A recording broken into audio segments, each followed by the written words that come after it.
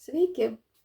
Čia toks labai greitas video, labai trumpai, kad tas velnias visada mus įsuka į kažkokį žaidimą, į kažkokį, kad įdomiau, kad gražiau būtų ir taip toliau. Man padovanojo štai tokias korteles kažkas iš mano klienčių. Gal kažkada prisiminsiu. Man atrodo, Eglės mama. Jeigu prisiminsiu, paskui užrašysiu, ne tam esmė. Jo. Tai dabar tos kortelės yra kažkokios, čia yra trikampiukas, kryžius, trikampiukas ir čia kažkoks, pagal Bibliją čia padaryta. Čia yra žaidimai viskas, žaidimo forma tipo, čia rankose, žmogeliukas.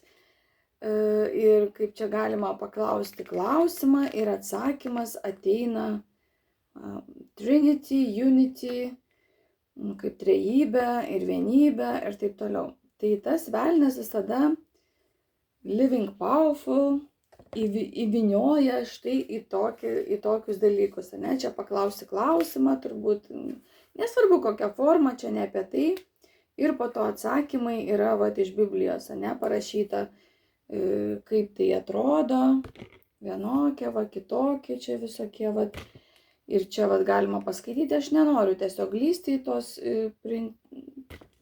bet čia yra ir tie atsakymai, ir visur naudoja Jevgenijaus vardą, aišku, to, kuris gyveno prieš 2000 metų, ir ar daugiau, aš nebeatsimenu tiksliai, ir visokios tokios kortos, ir čia galima, žodžiu, pasiskaityti.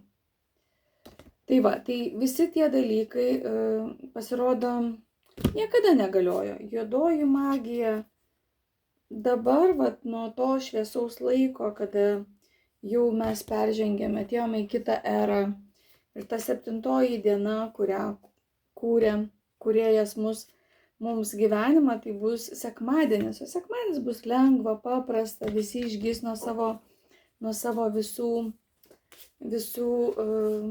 žaizdų, sužalotos sielos. Tai aš paliksiu šitą parodyti, tiesiog galbūt vėliau padarysime profesionalų šitą tokį video, ir